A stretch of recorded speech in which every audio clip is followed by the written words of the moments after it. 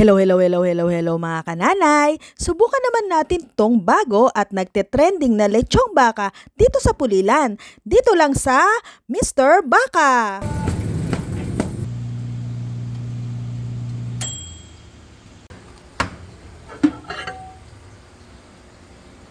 Ay, mantika.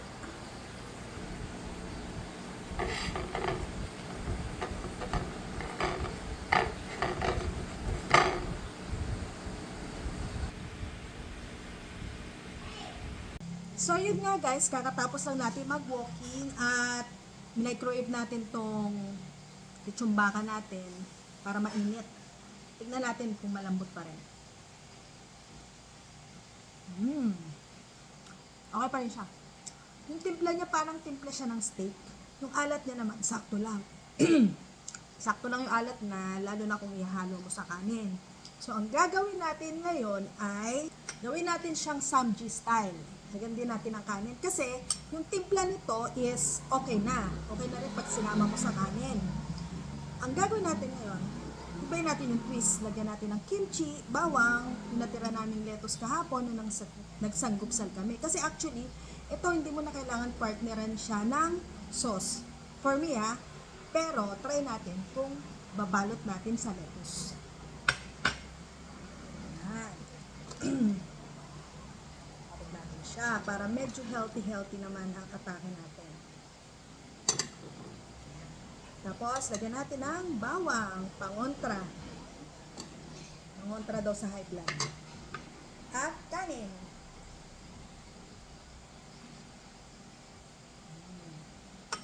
Lagyan pa natin ng beef.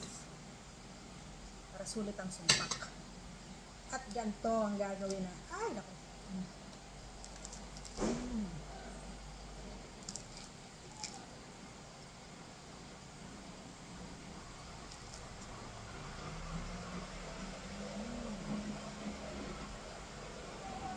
Hop.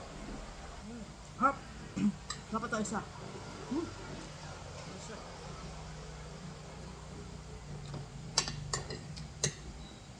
Bawang. And the beef. So, okay talaga kainit nung itong beef na to, pag mainit, yung bagong bili.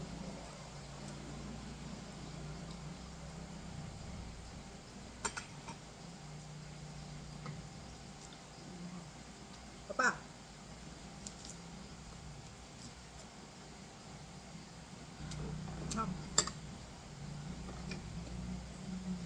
Yummy.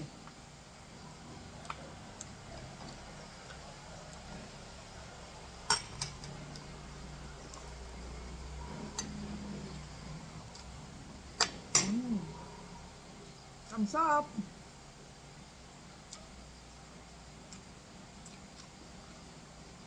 Kaya ako sa inyo,